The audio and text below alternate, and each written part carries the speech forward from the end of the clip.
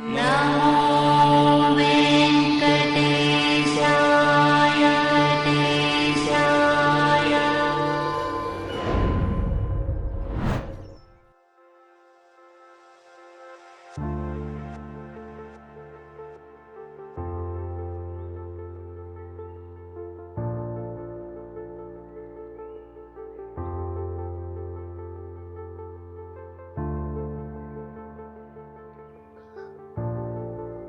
Hello.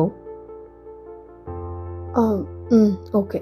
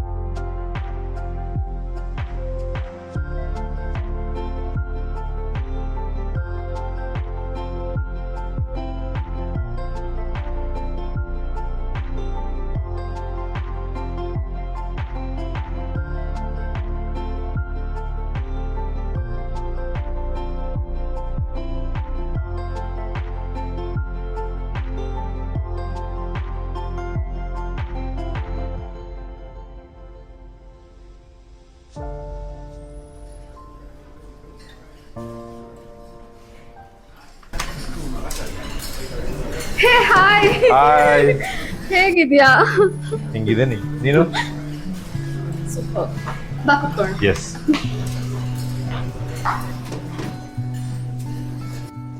ನನ್ನ favourite place ಇದು. ನಂಗೆ ಬೋರ್ ಆದಾಗಲೆಲ್ಲ ಇಲ್ಲೇ ಬರ್ತೀನಿ, ಇದೇ ಪ್ಲೇಸಲ್ಲಿ ಕೂತಿರ್ತೀನಿ. ಹಾಗೆ ನಿಂಗೆ ಅಳು ಇರಲಿ ನಗು ಇರಲಿ, ಇಲ್ಲಿ ಬಂದು ಕೂತ್ರೆ ಎಲ್ಲ ಮರಿತೀಯ ಅಲ್ವಾ? And one more thing, if I am not wrong, ಇಲ್ಲಿರೋ ಮಿನಿ ಲೈಬ್ರರಿ ತುಂಬ ಫೇವ್ರೇಟ್ ಅನಿಸುತ್ತೆ. ಎಕ್ಸಾಕ್ಟ್ಲಿ. ಆದರೆ ಇದೆಲ್ಲ ನನಗೆ ಗೊತ್ತು ಅಂತನಾ? ನಾವೇನು ನಿನ್ನೆ ಮೊನ್ನೆ ಫ್ರೆಂಡ್ಸ ಹೇಳು ನಿನ್ನ ಬಗ್ಗೆ ಹೊಸ್ದಾಗಿ ತಿಳ್ಕೊಳ್ಳೋಕ್ಕೆ. ಅದು ನಿಜನೇ ಬಿಡು. ಅದು ಸರಿ, ಏನಾದ್ರು ತಗೋತೀಯಾ? ಕಾಫಿ? ನೀನು ಇನ್ನೂ ಬದಲಾಗಿಲ್ವಲ್ಲ, ನನ್ನ ಮೆನು ನೀನೇ ಡಿಸೈಡ್ ಮಾಡ್ತೀಯಾ? ಸರಿ, ನಿಂಗೇನು ಬೇಕು ನೀನೇ ಹೇಳು. ಆಲ್ರೆಡಿ ಹೇಳಿದೆಯಲ್ಲ, ಅದೇ ಸಾಕು ಬಿಡು. ತಪ್ಪಾಯ್ತು ಸೆಲೆಬ್ರಿಟಿ ಸಾಹೇಬ್ರೆ, ನೀವೇ ಆರ್ಡರ್ ಮಾಡಿ. ಏನು ನೀನು ಸೆಲೆಬ್ರಿಟಿ ಅಂತೆಲ್ಲ ಅನ್ಕೊಂಡು? ಅಯ್ಯೋ, ಸೆಲೆಬ್ರಿಟಿ ಅಂದರೆ ತಪ್ಪಾಗುತ್ತಾ? ತಪ್ಪೆ. ನನ್ನ ಫ್ರೆಂಡ್ ನನ್ನ ಸೆಲೆಬ್ರಿಟಿ ಅಂದರೆ ಅದು ತಪ್ಪಷ್ಟಲ್ಲ, ಅಪರಾಧ ಕೂಡ. ಆಯ್ತು ಸರ್, ಸಾರಿ. ಆಯ್ತಾ? ಹ್ಯಾಪಿನಾ? ಈಗೇನಾದರೂ ಆರ್ಡರ್ ಮಾಡು. ಆರ್ಡರ್ ಮಾಡೋಣವಾ?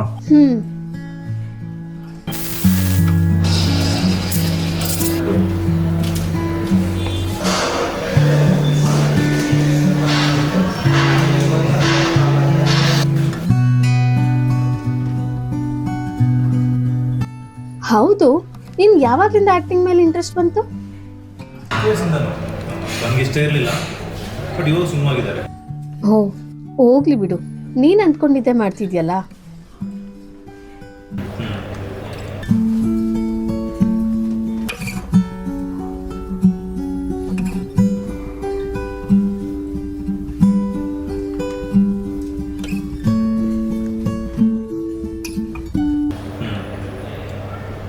ನಂದಿರ್ಲಿ, ನಿಂದು ಹೇಳು, ಏನಾಯ್ತು, ಏನೇನಾಯ್ತು?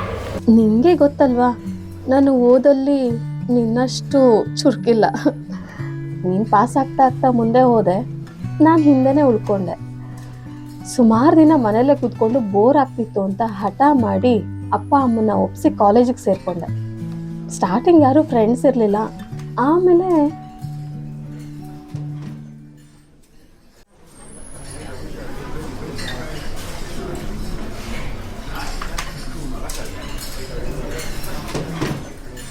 ಪಾರ್ಟಿ ಅಂತೆಲ್ಲ ಹೇಳ್ತಿದ್ರಿ, ಅದಕ್ಕೆ ಕೇಳೋಣ ಅಂತ. ಹಂಗಿದ್ರೆ ನಿನ್ನ ಬಾಯಿಗೆ ಸ್ವಲ್ಪ ಚಿಲ್ಕ ಹಾಕು. ಖರ್ಚಾಗುತ್ತೆ. ಯಾವ ಬ್ರ್ಯಾಂಡ್ ಇದು? ಕಿಂಗು. ಕ್ವೀನ್ ಇಲ್ವಾ? ಸರಿ ಕಣ್ಣು ಮುಚ್ಕೊಂಡು ಹಾಗೆ ಹೇಳ್ಕೊ.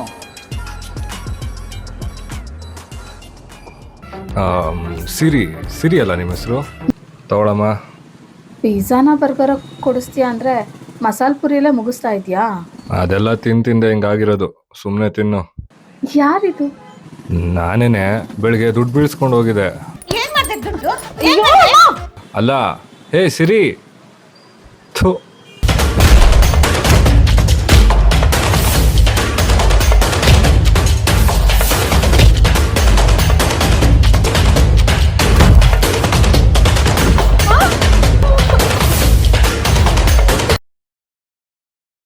ಏನು ಲವ್ ಆಗೋಕ್ಕೆ ಫೈಟ್ಸ್ ಆಗೋದು ಕೇಳಿದ್ದೀನಿ, ನಿಮ್ಮ ಫ್ರೆಂಡ್ಶಿಪ್ ಆಗೋಕ್ಕೂ ಫೈಟ್ಸ್ ಆಗೋಕ್ಕೆ ಬಂತಾ?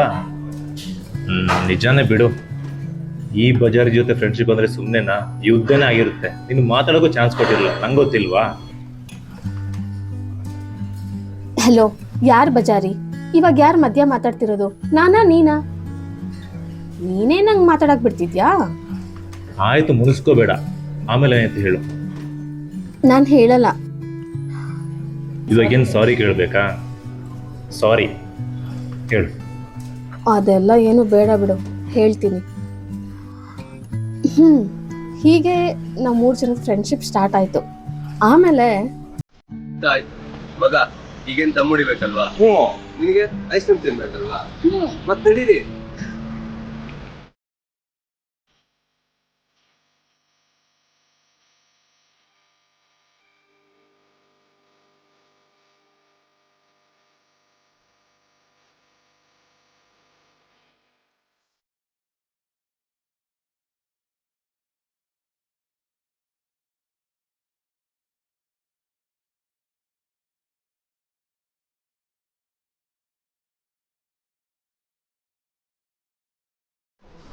ಇಬ್ರು ಹುಡುಗರು, ಒಬ್ಳ ಹುಡುಗಿ, ಈ ಫ್ರೆಂಡ್ಶಿಪ್ ಎಷ್ಟು ಕ್ಯೂಟ್ ಆಗಿರುತ್ತೆ ಅಲ್ವಾ? ಹಾಗೆ ನಮ್ಮ ಫ್ರೆಂಡ್ಶಿಪ್ ಕೂಡ ತುಂಬ ಕ್ಯೂಟ್ ಆಗಿತ್ತು. ನಾವು ಚಿಕ್ಕ ಪುಟ್ಟದಾಗ ಜಗಳ ಆಡ್ತಾ ಇದ್ವಿ, ಆದರೆ ಯಾವತ್ತೂ ಯಾರನ್ನೂ ಬಿಟ್ಕೊಡ್ತಿರ್ಲಿಲ್ಲ. ಅವರು ನನಗೇನೇ ಬೇಕು ಅಂದರೂ ನನ್ನ ಜೊತೆಲಿರ್ತಿದ್ರು. ನನ್ಗೆ ಯಾರಾದರೂ ಅವಮಾನ ಮಾಡಿದ್ರೆ ಅವರು ಸಹಿಸ್ತಾ ಇರಲಿಲ್ಲ. ಮುಖ ನೋಡ್ಕೊಂಡಿದ್ದೆ ಕನ್ನಡಿಲಿ. ಅವ್ಳ ಬಟ್ಟೆ ನೋಡು ಎಷ್ಟು ಲೋ ಕ್ಲಾಸ್ ಇದೆ.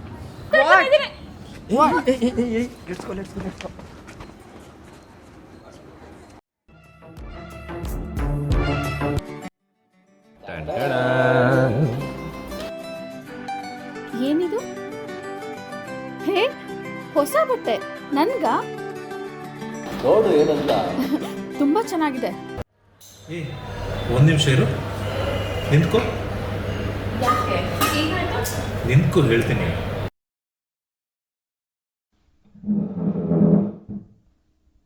ಓ, ನಿನ್ನ ಚೇಂಜಸ್ಗೂ ಅವರೇ ಕಾರಣನಾ? ಅದೇ ಅನ್ಕೊಂಡೆ ತುಂಬ ಬದಲಾಗಿದೆಯಾ ಅಂತ. ಹೌದು, ಅವರೇ ಕಾರಣ. ಪರವಾಗಿಲ್ಲ, ತುಂಬ ಸಪೋರ್ಟ್ ಮಾಡಿದ್ದಾರೆ. ಹೌದು. ಅದಾದ್ಮೇಲೆ ಕಾಲೇಜಲ್ಲಿ ಕಾಂಪಿಟೇಷನ್ ಸ್ಟಾರ್ಟ್ ಆಯ್ತು. ನನ್ಗೂ ಯಾವ್ದ್ರಲ್ಲಾದ್ರೂ ಪಾರ್ಟಿಸಿಪೇಟ್ ಮಾಡ್ಬೇಕು ಅಂತ ತುಂಬಾ ಆಸೆ ಇತ್ತು. ನಿಂಗ್ ಗೊತ್ತಲ್ವಾ, ನನ್ ಕವನ ಎಲ್ಲ ಬರಿತಾ ಇದ್ದೆ. ಅದು ಇವ್ರಿಗೂ ಗೊತ್ತಿತ್ತು. ಅದಕ್ಕೆ ಅವರು ನೀನ್ ಯಾಕೆ ಒಂದ್ ಹಾಡ್ ಹಾಡ್ಬಾರ್ದು ಕಾಂಪಿಟೇಷನ್ ಅಲ್ಲಿ ಅಂತ ಹೇಳಿದ್ರು. ನಾನು ಒಂದ್ಸರಿ ಪ್ರಯತ್ನ ಪಟ್ಟೆ ಬಿಡೋಣ ಅಂತಂದ್ಬಿಟ್ಟು ಒಂದ್ ಹಾಡ್ ಬರ್ದು ಹಾಡ್ದೆ.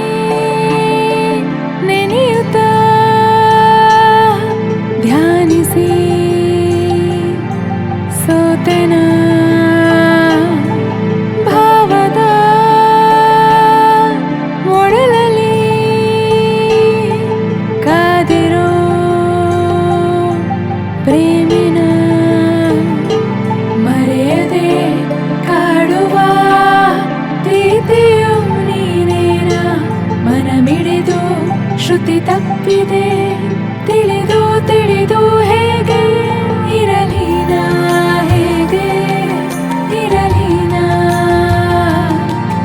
ಇರಲಿನ ಹೇಗೆ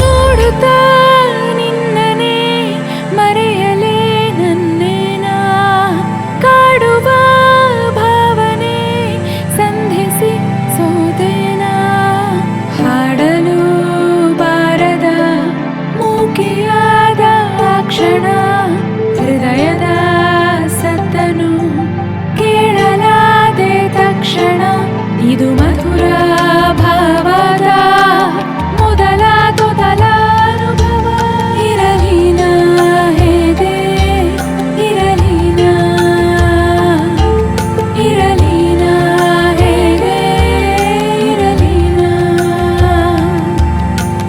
ಕಣ್ಣಲ್ಲಿ ಕಾಣದ ಬಿಂಬವ ಹುಡುಕುವ ಅಲೆಯಲಿ ಮುತ್ತನು ಆರಿಸೋ ಅನುಭವ ಕಾಮನ ಬೆಲ್ಲನು ಕಾಣುವ ತಳಮಳ ಹೇಳಲು ಆಗದ ಮನಸ್ಸಿನ ಕಳವಳ ಇದು ಮಧುರ ಭಾವದ ಮೊದಲ ತೊದಲ ಅನುಭವ ಇರಲಿನ ಹೇಗೆ ಇರಲಿನ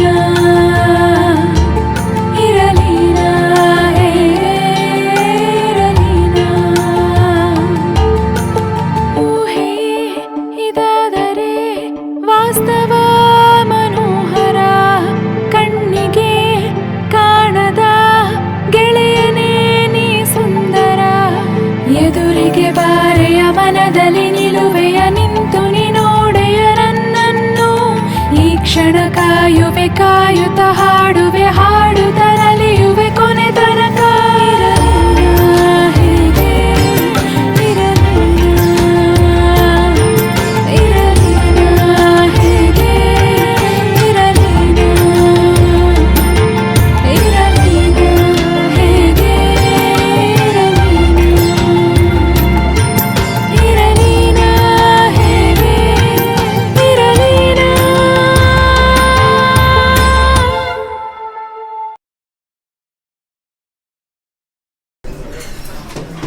ಇಷ್ಟರಲ್ಲಿ ಏನಾದರೂ ಒಳ್ಳೆ ಕೆಲಸ ಮಾಡಿದೀಯ ಅಂದರೆ ಇದೇ ನೋಡು.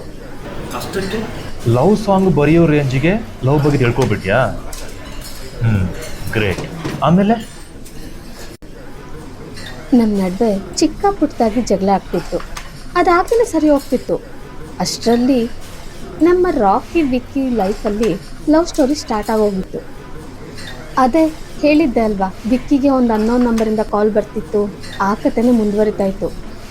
ಅವನು ಆ ಹುಡುಗಿನ ನೋಡ್ದಲೇ ಇಷ್ಟಪಡ್ತಿದ್ದ. ವಿಕ್ಕಿ ಎಲ್ಲರ ಥರ ಹುಡುಗ ಅಲ್ಲ, ಹುಡುಗಿರ ಜೊತೆ ಬೆರೆಯೋದೇ ಇಲ್ಲ. ಅವನಿಗೆ ಕೋಪ ಜಾಸ್ತಿ, ಆದರೂ ಮನಸ್ಸು ತುಂಬ ಸಾಫ್ಟ್. ನಮ್ಮ ಫ್ರೆಂಡ್ಶಿಪ್ ನೋಡಿದ್ರೇ ಗೊತ್ತಾಗ್ತಿತ್ತು ನಮ್ಮಿಬ್ರನ್ನ ಅವನೇ ನಿಭಾಯಿಸ್ತಾ ಇದ್ದ. ಅಂಥ ಟೈಮಲ್ಲಿ ಒಂದು ಅನ್ನೋನ್ ನಂಬರಿಂದ ಕಾಲ್ ಬರ್ತಾ ಇತ್ತು. ಸ್ಟಾರ್ಟಿಂಗ್ ಇರಿಟೇಟ್ ಆಗ್ತಿದ್ದ, ಆಮೇಲೆ ಆ ಕಾಲ್ ಬರೋದು ಕಮ್ಮಿ ಆದರೆ ಬೇಜಾರಾಗ್ತಿದ್ದ. ನಮಗೆ ಗೊತ್ತಾಗ್ತಿತ್ತು. ಹಾಗೆ ಅವ್ನ ಲವ್ ಸ್ಟೋರಿ ಸ್ಟಾರ್ಟ್ ಆಯಿತು. ಇನ್ನು ರಾಕಿ ಲವ್ ಸ್ಟೋರಿ ಬಗ್ಗೆ ಹೇಳಬೇಕಂದ್ರೆ, ಅವನು ಒಳ್ಳೆ ಡ್ಯಾನ್ಸರು. ಅವ್ನ ಡ್ಯಾನ್ಸ್ ನೋಡೇ ಒಂದು ಹುಡುಗಿ ಅವಳೇ ಇಷ್ಟಪಟ್ಟು ಬಂದು ಪ್ರಪೋಸ್ ಮಾಡಿದ್ಲು. ಅವನಿಗೂ ಆ ಹುಡುಗಿ ಇಷ್ಟ ಆದ್ಲು, ಒಪ್ಕೊಂಬಿಟ್ಟ. ಆದರೆ ಆ ಹುಡುಗಿ ತುಂಬ ಕಂಟ್ರೋಲಿಂಗ್ ಇದ್ಲು. ಅವ್ರ ಲವ್ ಸ್ಟೋರಿಯಿಂದ ನಿಮ್ಮ ಫ್ರೆಂಡ್ಸ್ಗಿಂತ ತೊಂದರೆ ಆಗಿಲ್ಲ ತಾನೆ?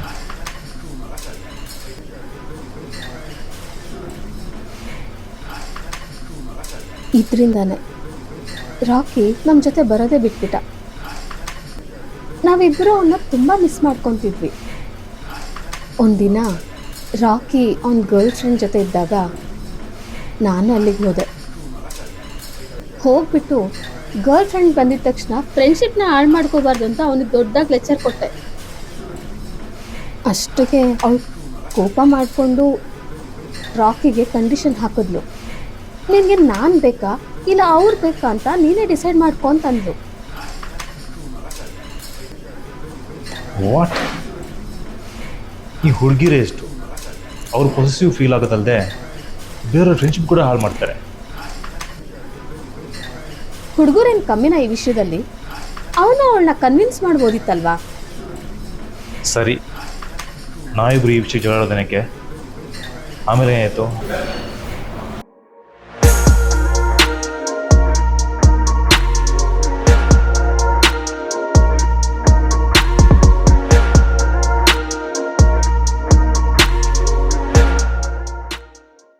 ಇಲ್ಲ, ರಾಕಿ ಡ್ಯಾನ್ಸ್ ತುಂಬ ಚೆನ್ನಾಗಿ ಮಾಡ್ತಿದ್ದ.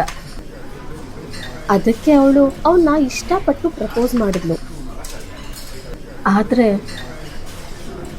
ಏನು? ಯಾಕೆ ಎಲ್ಲದ ಗ್ಯಾಪ್ ಕೊಡ್ತಾ ಇದೆಯಾ? ನಾನು ಗ್ಯಾಪ್ ಕೊಡ್ತಿಲ್ಲ, ನೀ ನನ್ನ ಮಾತಾಡಕ್ ಬಿಡ್ತಿಲ್ಲ ಅಷ್ಟೇ. ಓಹ್ ಸಾರಿ, ಹೇಳು. ಆ ಡ್ಯಾನ್ಸಿಂದ ಅವನಿಗೆ ಹುಡುಗಿರ್ ಫ್ಯಾನ್ಸ್ ಜಾಸ್ತಿ ಆದರು.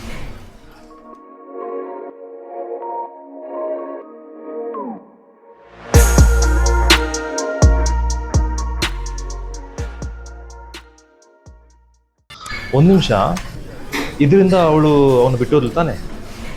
ನಿಮ್ಗೆ ಹೇಗೆ ಗೊತ್ತು? ಫ್ರೆಂಡ್ಸ್ ಜೊತೆ ಚೆನ್ನಾಗಿರೋದನ್ನೇ ಸಹಿಸ್ಕೊಂಡಿಲ್ಲ ಅವಳು, ಇನ್ನು ಫ್ಯಾನ್ಸ್ ಅಂದರೆ ಸುಮ್ಮನೆ ಇರ್ತಾಳ? ಅದು ಸರಿ, ಈ ವಿಷಯ ರಾಕಿನೇ ನಿಮ್ಮ ಹತ್ರ ಬಂದು ಹೇಳಿದ್ನ? ಅವಾಗ ಹೇಳಿರಲಿಲ್ಲ. ನಮ್ಗೆ ಯಾರಿಗೂ ಅವನ ಬಗ್ಗೆ ಏನೂ ಗೊತ್ತಿರಲಿಲ್ಲ. ಅಷ್ಟರಲ್ಲಿ ನನಗೆ ವಿಕ್ಕಿ ಗರ್ಲ್ ಫ್ರೆಂಡ್ ಯಾರು ಅಂತ ಗೊತ್ತಾಯಿತು. ಅವನಿಗೆ ಅದ್ರ ಬಗ್ಗೆ ಹೇಳೋಣ ಅಂತ ಕಾಲ್ ಮಾಡಿದೆ. ಹೇಗಾದರೂ ಮಾಡಿ ಬೇಗ ವಿಕ್ಕಿನ ಮೀಟ್ ಮಾಡಿ ಈ ವಿಷಯನ ಹೇಳ್ಬಿಡ್ಬೇಕು ಅಂತ ಅರ್ಜೆಂಟಲ್ಲಿ ಹೋಗ್ತಾ ಇದ್ದೆ. ಆಗ ನನ್ ಕಣ್ ಮುಂದೆನೆ ಒಂದ್ ಕಾರು ಒಂದ್ ಹುಡುಗಿ ಗುದ್ಬಿಡ್ತು. ಏನಾಯ್ತು ಅಂತ ಯೋಚನೆ ಮಾಡೋಷ್ಟ್ರಲ್ಲಿ ಆ ಹುಡುಗಿಗೆ ತಲೆಗೆ ಪೆಟ್ಟು ಬಿದ್ದು ರಕ್ತ ಸೋರ್ತಾ ಇತ್ತು. ಅಷ್ಟರಲ್ಲಿ ವಿಕ್ಕಿನೂ ಅಲ್ಲಿಗೆ ಬಂದ. ಇಬ್ರು ಸೇರ್ಕೊಂಡು ಹಾಸ್ಪಿಟಲ್ ಕರ್ಕೊಂಡು ಹೋದ್ವಿ. ನನ್ಗೆ ಕೈ ಕಾಲೇ ಆಡ್ತಿರ್ಲಿಲ್ಲ ಅರ್ಜುನ್. ಏನ್ ಮಾಡ್ಬೇಕು ಅಂತ ತೋಚ್ತಾ ಇರ್ಲಿಲ್ಲ. ಈ ವಿಷಯನ ವಿಕ್ಕಿಗೆ ಹೇಗ್ ಹೇಳೋದು ಅಂತ ಅರ್ಥ ಆಗ್ತಿರ್ಲಿಲ್ಲ. ನನ್ಗೆ ಉದ್ದಾಡ್ತಿದ್ದೆ. ಸಿರಿ, ಯಾರಿಗೂ ಆಕ್ಸಿಡೆಂಟ್ ಆದ್ರೆ ನೀನೇ ಕಳ್ತಿದ್ದೆ? ಆಕ್ಸಿಡೆಂಟ್ ಆದ್ರೆ ನಿನ್ ಫ್ರೆಂಡಾ? ಹೌದು, ನನ್ನ ಫ್ರೆಂಡ್ ಅಷ್ಟೇ ಅಲ್ಲ, ವಿಕ್ಕಿ ಇಷ್ಟಪಡ್ತಿದ್ದು ಅವಳನ್ನೇ. ವಾಟ್? ಈ ವಿಷಯ ನೀನು ವಿಕ್ಕಿಗೆ ಯಾಕೆ ಹೇಳಿಲ್ಲ? ಅವ್ರ ಫ್ರೆಂಡ್ಶಿಪ್ ಆದ್ರೂ ಉಳಿತಿತ್ತು. ಹೇಗೆ ಹೇಳಿ? ಅವನು ತುಂಬಾ ಅರ್ಜೆಂಟಲ್ಲಿದ್ದ. ನಾನು ಇಷ್ಟಪಡ್ತಿರೋ ಹುಡುಗಿ ನನಗೆ ಸಿಕ್ಬಿಡ್ತಾಳೆ ಅನ್ನೋ ಖುಷಿಲಿದ್ದ. ಆದ್ರೆ ಅವನ ಹುಡುಗಿ ಇಲ್ಲಿ ಹಾಸ್ಪಿಟಲ್ ಅಲ್ಲಿ ಸಾವು ಬದುಕಿನ ನಡುವೆ ಒದ್ದಾಡ್ತಿದ್ದಾಳೆ ಅಂತ ಹೇಗೆ ಹೇಳಿ ನಾನು? ಕೊನೆಗೆ ಡಾಕ್ಟರ್ ಬಂದು ಆ ಹುಡುಗಿ ಸತ್ತೋದ್ಲು ಅಂತ ಹೇಳಿದ್ರು. ವಿಕ್ಕಿ ತುಂಬಾ ಸಾರಿ ಕೇಳ್ದ, ಯಾರು ಆ ಹುಡುಗಿ, ಏನಾಯ್ತು, ನನ್ ಬಗ್ಗೆ ಯಾಕೆ ಹೇಳ್ತಿಲ್ಲ ಅಂತೆಲ್ಲ ಕೇಳ್ದ. ಆದ್ರೆ ನನ್ ಏನು ಹೇಳೋ ಪರಿಸ್ಥಿತಿಲಿ ಇರ್ಲಿಲ್ಲ. ಇದರಿಂದ ಅವನಿಗೆ ಕೋಪ ಬಂತು. ಕೊನೆಗೆ ಏನ್ ಹೇಳ್ಬೇಕು ಅಂತ ತೋಚ್ದೆ. ಸಾರಿ ವಿಕ್ಕಿ, ನಿನಗೆ ಕಾಲ್ ಮಾಡಿ ಟಾರ್ಚರ್ ಮಾಡ್ತಿದ್ದು, ನೀನು ನಂಬಿಸಿ ಮೋಸ ಮಾಡಿದ್ದು ನಾನೇ ಅಂತ ಸುಳ್ಳು ಹೇಳಿದೆ. ನಿನ್ ತಲೆ ಕೆಟ್ಟಿದ್ಯಾ ಸಿರಿ? ನಿಜ ಏನಂತ ಹೇಳೋದು ತಾನೆ? ಅವ್ನ ಫ್ರೆಂಡ್ಶಿಪ್ ಆದ್ರೂ ಉಳಿತಿತ್ತು.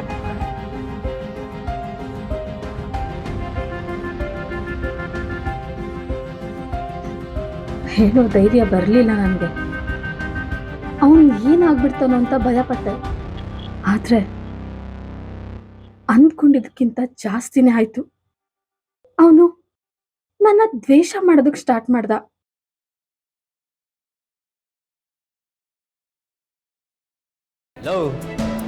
ಯಾರ ಹತ್ರ ಹೋಗಿ ಏನ್ ಹೇಳ್ಕೊತಾ ಇದೀಯಾ? ಇದನ್ನೆಲ್ಲ ಹೇಳೋದಿಕ್ ನಿಂಗೆ ಬೇರೆ ಯಾರು ಸಿಗ್ಲೇ ಇಲ್ವಾ? ಇವಳೇ ಬೇಕಿತ್ತ?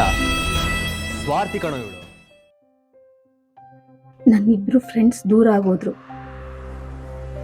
ನಾನು ಒಂಟಿ ಆಗೋದೆ.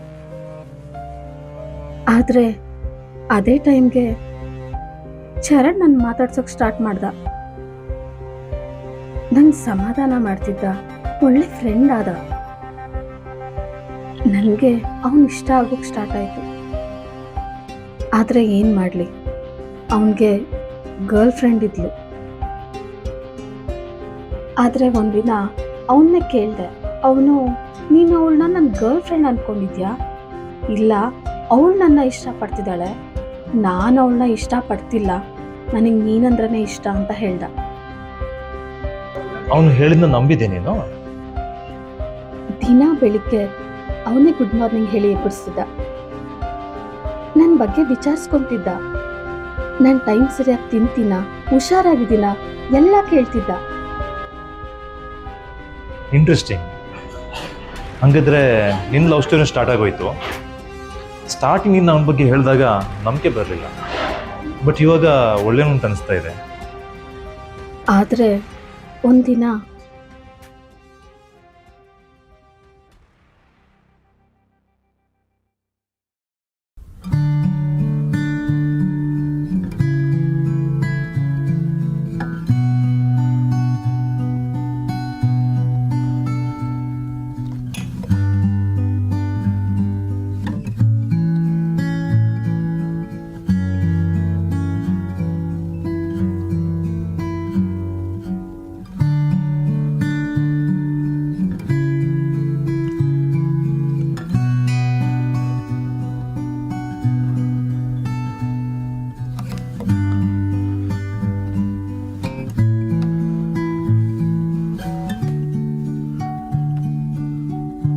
ಕ್ಲಾಸ್ಗೆ ಲೇಟ್ ಆಗ್ತಿದೆ, ಬಾ ಹೋಗೋಣ. ಹೋಗ್ಲಿ ಮಕ್ಕ.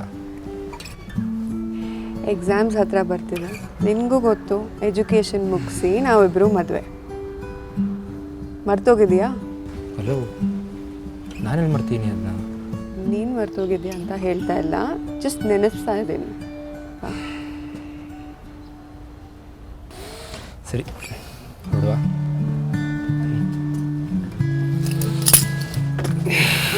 ಅದನ್ನ ನಾನು ಕೇಳಿಸ್ಕೊಂಡೆ ಅರ್ಜುನ್. ನನ್ಗಾಗ ಏನ್ ಮಾಡ್ಬೇಕು ಅಂತಾನೆ ತೋಚ್ಲಿಲ್ಲ.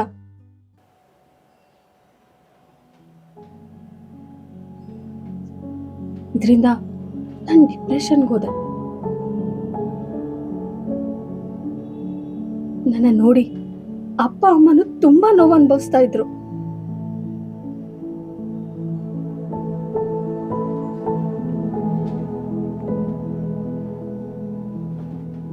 ಸರಿ, ಏನ್ ಮಾಡಕ್ ಹೊರಟಿದ್ಯಾ? ಏನಿ ಹುಚ್ಚಾಟ? ಹೊಡಿದ್ದೀನ? ಏನ್ ತಲೆಗೆಲ್ಲ ಕೆಟ್ಟೋಗಿದ್ಯಾ? ಬಾ ಬಾ ನನ್ನ ಜೊತೆ ಬಾ. Suicide attempt? ನನಗೆ ಯಾಕೊಂದು ಕಾಲ್ ಮಾಡಿಲ್ಲ? ನನಗೆ ಇದನ್ನು ತಡ್ಕೊಳಕ್ಕಾಗ್ತಿಲ್ಲ. ಇನ್ನು ಅಂಕಲ್ ಆಂಟಿ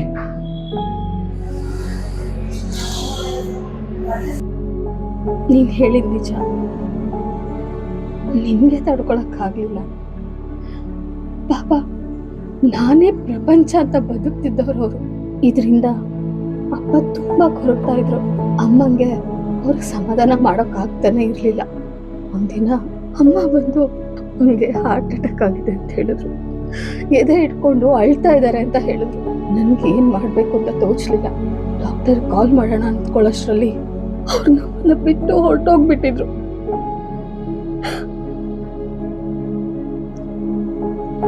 ಅದಾದ್ಮೇಲೆ ನನಗೆ ಗಿಲ್ಟ್ ಕಾಡೋಕ್ ಸ್ಟಾರ್ಟ್ ಆಯ್ತು. ನಮ್ಮಪ್ಪ ನನ್ನಿಂದನೇ ಸತ್ತೋದ್ರು ಅಂತ. ನಾನ್ ಕೊರಗೋದನ್ನ ನೋಡೋಕ್ಕಾಗ್ದೆ ಅಮ್ಮ ನನ್ನ ಬಲವಂತ ಮಾಡಿ ಕಾಲೇಜಿಗೆ ಕಳ್ಸಿದ್ರು.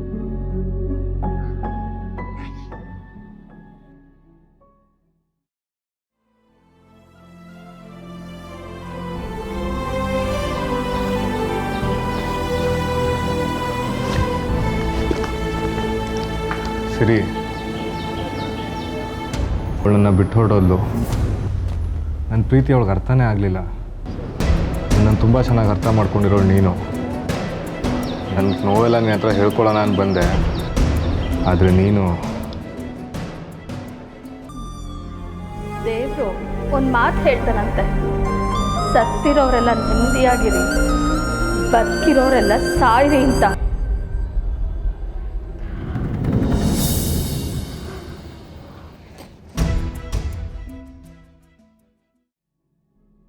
ಅಂಕಲ್ ಸತ್ತೋದ್ರೊಂದು ಮಾತು ಹೇಳಿಲ್ಲ ಏನು? ಇಷ್ಟೇನೆ ಸಿರಿ ನಮ್ಮ ಫ್ರೆಂಡ್ಶಿಪ್. ಹೇಗೆ ಹೇಳಿ ಅರ್ಜುನ್? ಏನಂತ ಹೇಳಿ? ಎಲ್ರನ್ನು ಕಳ್ಕೊಂಡೆ, ಅನಾಥೆ ಆಗೋದೆ, ಆಮೇಲೆ ಒಂದಿನ ಆಗ ಅನಿಸ್ತು, ನಾನು ಅಪ್ಪನಷ್ಟೇ ಕಳ್ಕೊಂಡಿಲ್ಲ, ಎಲ್ರೂ ಕಳ್ಕೊಂಡೆ. ಇನ್ನು ನಂಗಿರೋದು ನಮ್ಮಮ್ಮ ಅಷ್ಟೇ ಅಂತ. ಕಾಲೇಜ್ ಮುಗಿಸ್ಕೊಂಡು ಮನೆಗೆ ಹೋದೆ. ಅಮ್ಮನ ಹತ್ರ ಎಲ್ಲ ವಿಷಯನೂ ಹೇಳಬೇಕು ಅಂತ ಅಂದ್ಕೊಂಡೆ. ನಾನು ಹೋಗೋಷ್ಟರಲ್ಲಿ ಮನೆ ಮುಂದೆ ತುಂಬ ಜನ ನಿಂತಿದ್ರು. ಏನಾಯ್ತು ಅಂತ ಒಳಗಡೆ ಹೋಗಿ ನೋಡೋಷ್ಟರಲ್ಲಿ ಅಮ್ಮನೂ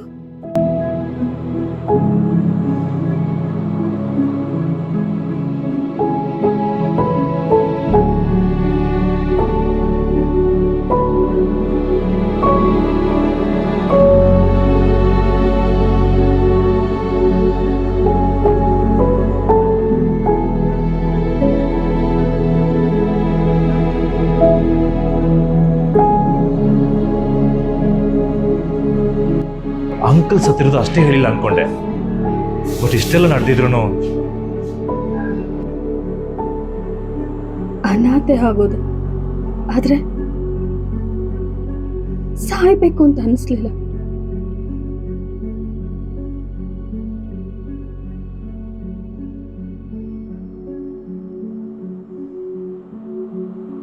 ಆಗಿದ್ದಾಗೋಯ್ತು ಸರಿ, ಎಲ್ಲ ನೆನೆಸ್ಕೊಂಡು ಕೊರಗ್ತಾ ಇರಬೇಡ.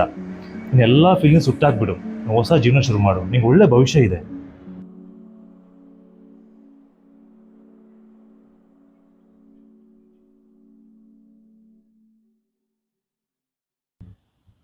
ನೀನ್ ಹೇಳಿದ ನಿಜಾನೇ ಆಯ್ತು. ನಮ್ ಲೆಕ್ಚರರ್ ಕಾಲ್ ಮಾಡಿ ಒಬ್ರು ನಂಬರ್ ಕೊಟ್ರು.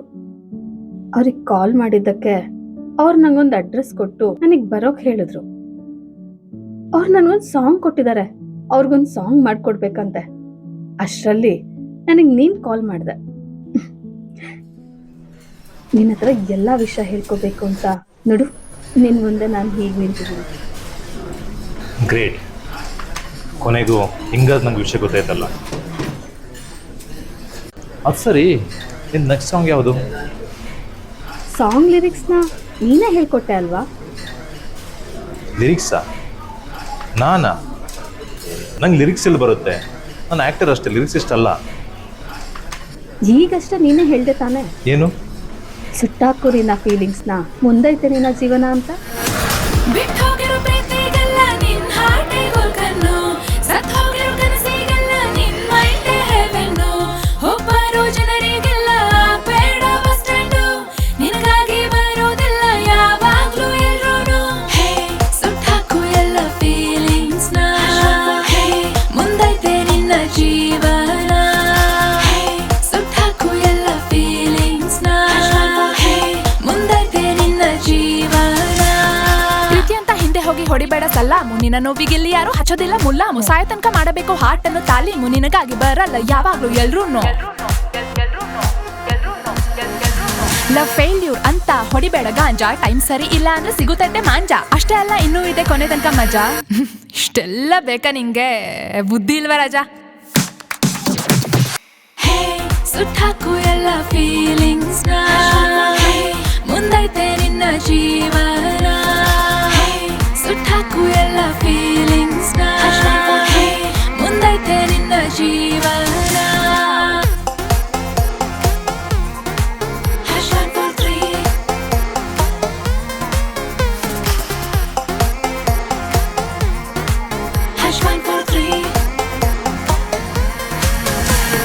ವಯಸ್ಸಲ್ಲಿರೋ ಜನರಿಗೆ ಏನ್ರಪ್ಪ ಡಿಮ್ಯಾಂಡ್, ಯಾರ್ದೇ ಆಗ್ಲಿ ನಡೆಯೋದಿಲ್ಲ ಇವ್ರತ್ರ ಕಮಾಂಡ್. ಮಾತಿಗೆ ಮುಂಚೆ ಏನೇ ಹೇಳಿ ಹೋಗ್ತಾರೆ ಸಿಡ್ಕೊಂಡು, ಅನ್ಕೊಂಡಿದ್ದಾಗದೆ ಇದ್ರೆ ಡೈರೆಕ್ಟ್ ಸುಡ್ಗಾಡ್. ಆದ್ರೂ ಸ್ನೇಹಿತರು ಇರುತ್ತಾರೆ ಕೊನೆ ತನಕ, ಹಗ್ಲು ರಾತ್ರಿ ಕೂಡಿಸ್ತಾರೆ ಪಾನ್ಕ, ಗೊತ್ತಾದ್ರೆ ಜೋಡ್ ಮೆಟ್ಟಲ್ಲಿ ಹೊಡಿತಾರೆ ಜನಕ. ಇಂಥವ್ರನ್ನೆಲ್ಲ ದಯವಿಟ್ಟು ಕಾಪಾಡಪ್ಪ ಬೆನಕ. ಹೇ ಸುಟ್ಟಾಕು ಎಲ್ಲ ಫೀಲಿಂಗ್ಸ್ನ, ಹೇ ಮುಂದೈತೆ ನಿನ್ನ ಜೀವನ. ಹೇ ಸುಟ್ಟಾಕು ಎಲ್ಲ ಫೀಲಿಂಗ್ಸ್ನ, ಹೇ ಮುಂದೈತೆ ನಿನ್ನ ಜೀವನ. ಬಿಟ್ಟೋಗಿರೋ ಪ್ರೀತಿಗೆಲ್ಲ ನಿನ್ ಹಾರ್ಟೇ ಗೋಲ್ಕನ್ನು, ಸತ್ ಹೋಗಿರೋ ಕನಸಿಗೆಲ್ಲ ನಿನ್ ಮೈಂಡೇ ಹೆವೆನ್ನು. ಒಬ್ಬರು ಜನರಿಗೆಲ್ಲ ಬೇಡ ಬಸ್ ಸ್ಟ್ಯಾಂಡು, ನಿನಗಾಗಿ ಬರೋದಿಲ್ಲ ಯಾವಾಗ್ಲೂ ಎಲ್ರೂ.